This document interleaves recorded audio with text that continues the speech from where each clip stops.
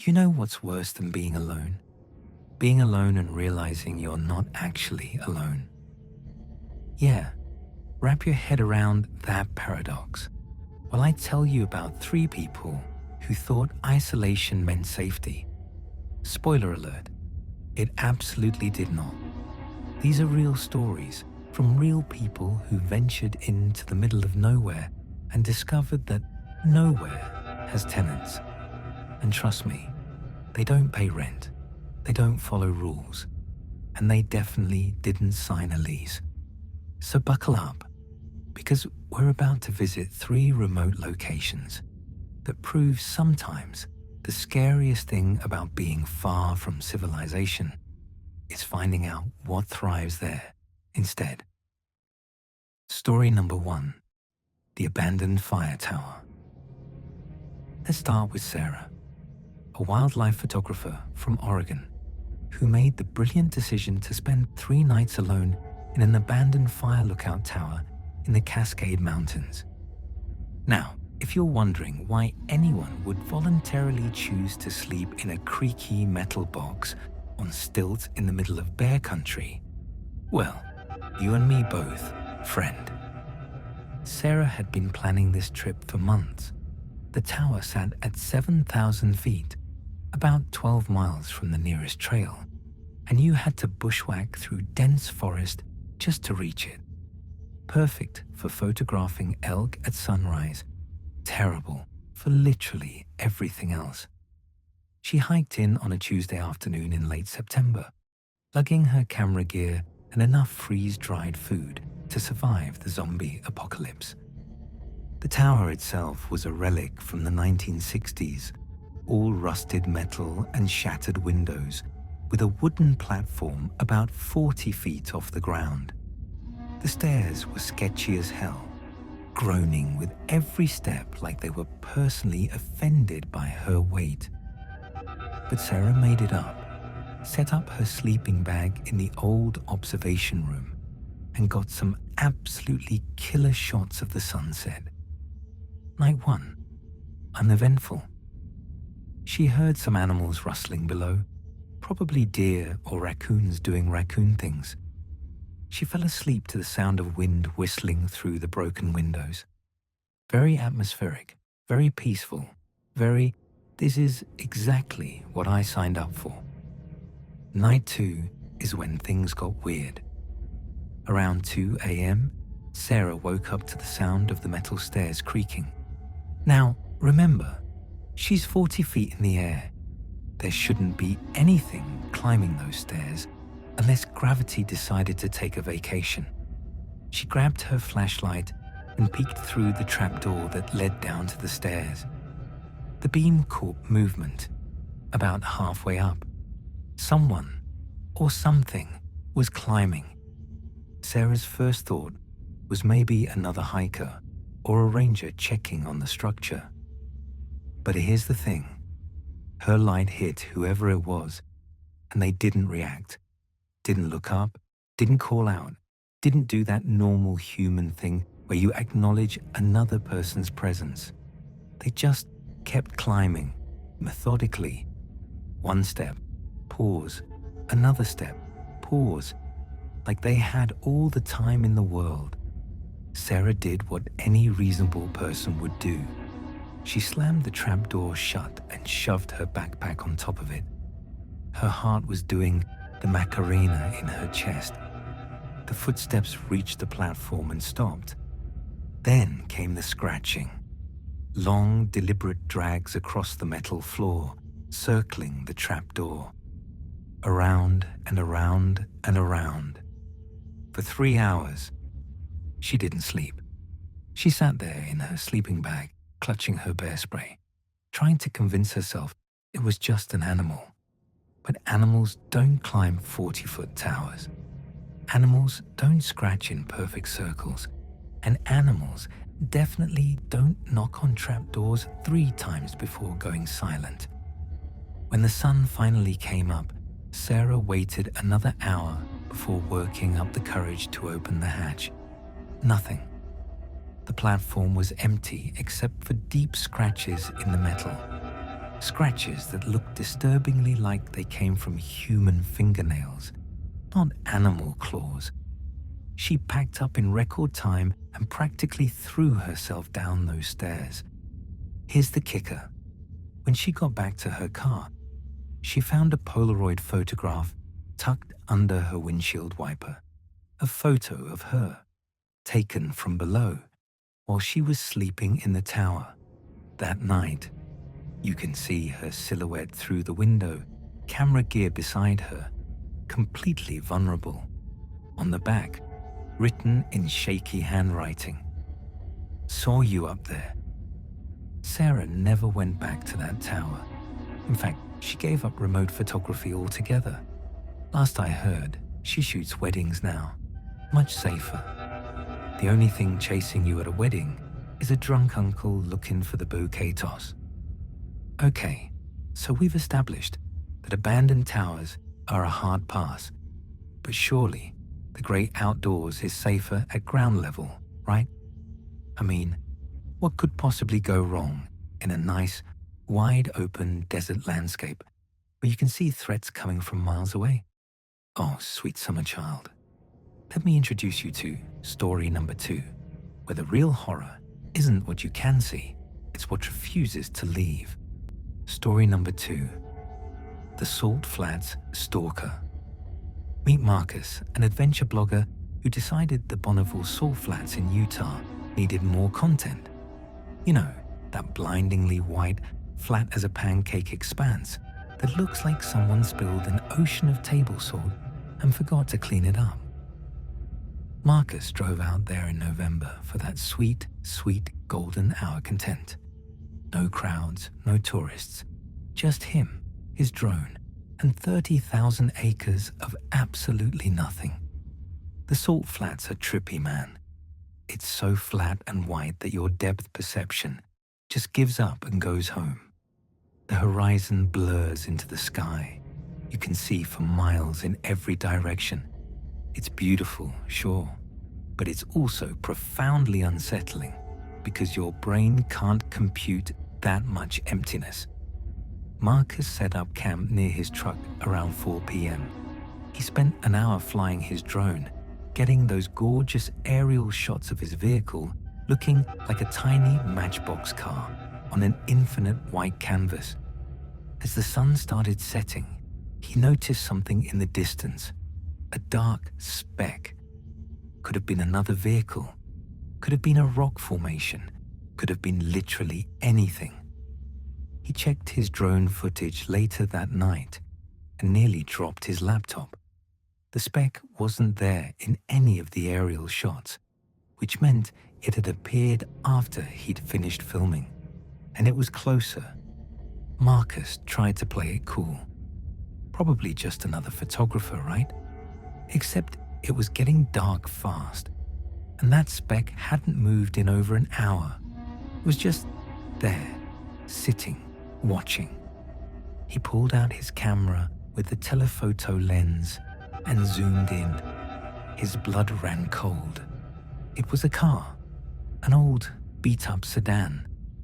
But here's what made his skin crawl. All the windows were blacked out. Not tinted, blacked out.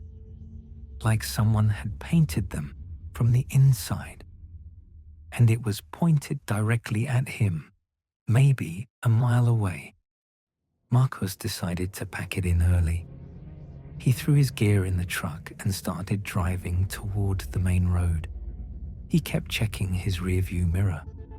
The car didn't follow, but it didn't disappear either. It just sat there, a dark spot on the white canvas, watching him leave. That should have been the end of it. Weird encounter, creepy vibes, time to find a nice hotel with working locks and a continental breakfast. But when Marcus stopped for gas 30 miles down the road, he saw it again. The same car, same blacked out windows, parked at the far end of the gas station lot. He didn't stick around to investigate. He drove straight to a police station in the nearest town and explained what happened. The officer was skeptical until Marcus showed him the dash cam footage. The car had followed him, staying exactly 1 mile back for 30 miles, never getting closer, never falling behind, just following. The cop ran the plates that Marcus had managed to capture. They came back to a vehicle reported stolen 3 years ago in Nevada. The owner never found. The car never recovered. Until now, apparently. Marcus stayed at a motel that night and left Utah the next morning. 2 weeks later, he got a notification from his cloud storage. New photos had been uploaded from his camera. But Marcus hadn't used that camera since the Salt Flats. He opened the folder and nearly threw up. Hundreds of photos, all taken at night, all of him, sleeping in his tent, making coffee by his truck, looking at his phone. And in every single photo, if you looked at the reflection in his truck's window, or his sunglasses, or any reflective surface, you could see it. The car with blacked out windows, always there, always watching. The metadata showed the photos were taken over the course of that entire night on the Salt Flats, but Marcus swears he was alone. He checked his gear constantly. He would have noticed someone that close, unless they were never trying to be noticed, unless they were just documenting. And the worst part? The last photo in the series is a selfie. Not Marcus's selfie. Someone else's, taken inside that car, with Marcus's tent visible through the windshield in the background. You can't see the person's face because they're wearing a mask, but you can see their eyes in the rearview mirror. They're smiling. Marcus deleted his adventure blog 3 days later. Real quick before we get to story number 3. If you're enjoying these tales of isolated terror and questionable life choices, smash that like button and subscribe, because I post these nightmare fuel compilations every week. Also, drop a comment telling me the most remote place you've ever been. Did anything weird happen? Or are you just smarter than these people and stayed home where the Wi-Fi is strong and the threats are minimal? Either way, let me know. Now, let's talk about story number 3, which might be the most disturbing one yet. So we've covered towers and deserts, places where isolation is the whole point. But what about those spots that used to be populated, that should be abandoned, but somehow aren't? Places where the absence of people makes the presence of whatever's there even more terrifying. Yeah, buckle up. This one's a doozy. Story number 3, the ferry terminal. This story comes from Jake, an urban explorer from Washington State who specialized in abandoned buildings. He'd explored everything from old asylums to closed down shopping malls, but he'd been eyeing one location for years, an abandoned ferry terminal on a small island in the Puget Sound. The terminal had been shut down in the 1970s after a new bridge made the ferry route obsolete. The island itself still had about 50 year-round residents, but they all lived on the opposite side, about 5 miles from the terminal. The building had been left to rot, and according to local rumors, it was supposed to be haunted. Perfect content. Jake took a kayak out to the island on a foggy morning in March because apparently he enjoys making his life difficult. The paddle took about an hour. He beached his kayak and hiked through overgrown trails to reach the terminal. The building was massive, a concrete and steel structure with a huge open bay where ferries used to dock. The whole place smelled like rust and salt water and decay. He spent a few hours exploring the upper floors, getting some great footage of graffiti-covered walls and collapsed ceilings. but he couldn't shake this feeling that he was being watched. You know that prickly sensation on the back of your neck? That, constantly. Around 3 p.m., he decided to check out the lower level, where the vehicles used to wait to board the ferry. This was below the waterline, like a creepy concrete basement that's half flooded with seawater. Jake descended the ramp with his flashlight and found himself in a massive chamber with a few inches of water covering the floor. That's when he saw the cars. 4 of them, old sedans from the 80s and 90s, rusted to hell, sitting in perfect formation, like they were still waiting to board a ferry that would never come. Which was weird enough, but here's what made Jake's blood run cold. The cars looked recently used. No thick layers of dust, no cobwebs. The water around them was disturbed, like they'd been moved recently. Jake approached the first car and shined his light through the window. The interior was immaculate. No rot, no mold, no decay. The keys were in the ignition. A fast food cup sat in the cup holder, lid still on. He tried the driver's door.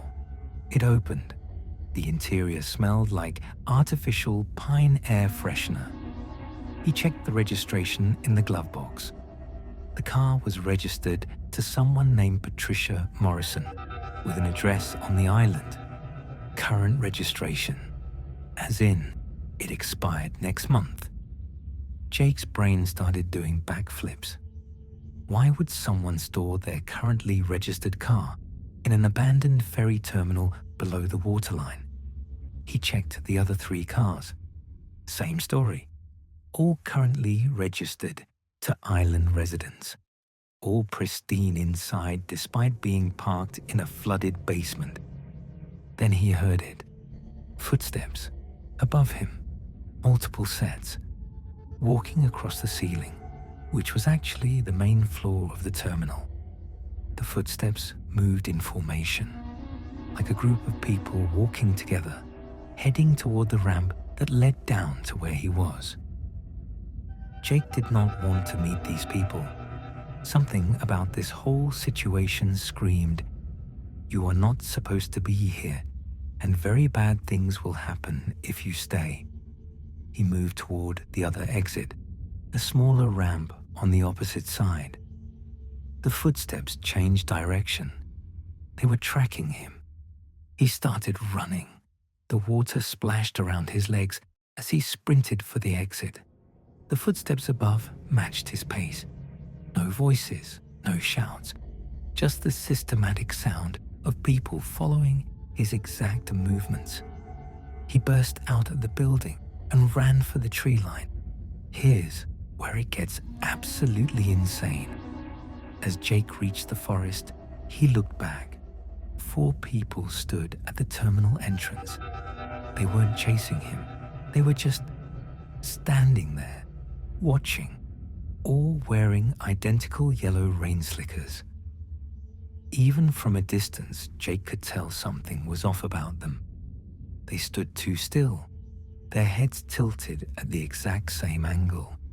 And even though Jake was at least 100 yards away, he could feel their stares like physical weight. He didn't stop running until he reached his kayak. The paddle bag was the longest hour of his life. He kept expecting to see a boat following him, but the water remained empty. When he got back to the mainland, he went straight home and tried to forget the whole thing. 2 days later, his doorbell rang. Jake opened the door to find a package. No return address, no shipping label, just his name written in neat, careful handwriting. Inside was a photo, a Polaroid, of him, standing in the flooded basement of the ferry terminal. You can see his flashlight beam, his backpack, his stunned expression as he looks at something off camera. And in the reflection of the car window behind him, you can see them. 4 figures in yellow rain slickers. standing in the water. The photo was time-stamped. It was taken the day before Jake visited the terminal. Jake moved to Arizona 2 months later. Funny enough, he's terrified of water now. Won't even take a bath. Showers only. And even then, he leaves the bathroom door open. So there you have it, folks. 3 remote places, 3 people who thought isolation meant safety, and 3 very compelling reasons to maybe just stay home and binge watch Netflix instead. The wild outdoors is beautiful, sure, but it's also full of rusted towers that attract things with long fingernails, salt flats that breed stalkers with a photography hobby, and ferry terminals where time apparently functions like a choose-your-own-adventure book written by a sadist. The moral of these stories: remote places are remote for a reason. Sometimes it's preservation, sometimes it's safety, and sometimes it's because the locals know better than to go there, and you should probably listen to them. If you enjoyed these tales of bad decisions and worse outcomes, hit that subscribe button, ring the notification bell so you never miss a story, and share this with that one friend who's always talking about going off the grid for a weekend. Trust me, they need to hear this. Drop your own remote place horror stories in the comments below. I read every single one, and who knows, maybe your story will end up in a future video. Until next time, stay safe, stay vigilant, and for the love of all that is holy, maybe stick to places with good cell phone reception and readily available emergency services. Your survival instincts will thank you. I'm out. See you in the next one, if we're lucky.